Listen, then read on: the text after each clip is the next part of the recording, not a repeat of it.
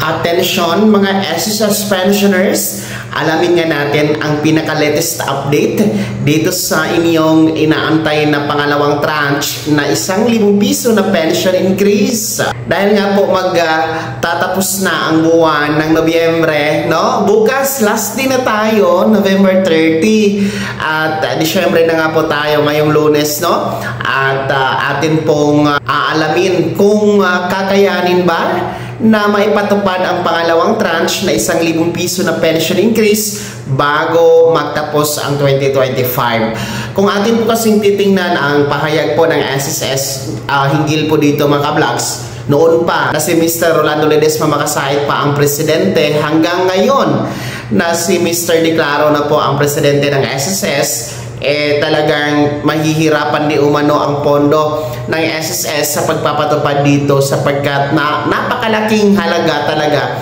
ang kailangan, no?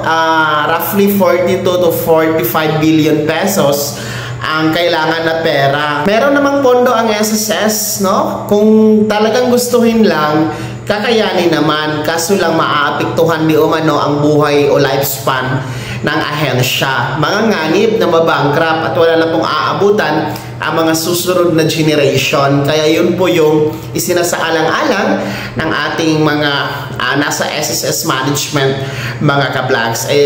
Sa kanang akin, okay lang naman po yun, no? Kasi iisipin na lang po natin na ang buhay ng SSS ay mas mahalaga kaysa dito sa unang tranche na inaantay ninyo. Well, anyway mga ka-vlogs, ay meron naman po kayong pension increase na naganap, no? Under the SSS pension program mga ka-vlogs, no? Reform program, which is sinimulan po last September, no? September 2025. Susundan ito by September 2026 at last September 2027. So, 10% pension increase po yan at 5% pension increase. Depende sa pension o pensioners type ninyo mga ka-vlogs, okay? So, kahit paano, meron kayong naganap na pension increase. Pero itong pangalawang tranche talaga, hindi natin to pwedeng asahan bago magtapos itong taon 2025. Sana, next year, 2026, sana mangyari na po yan, no? Hanggat walang abiso ang SSS na hindi na ito maibibigay, talagang aasahan pa rin natin yan mga ka-vlogs, okay? So yan po ang pinaka-latest update dito sa second tranche SSS pension increase.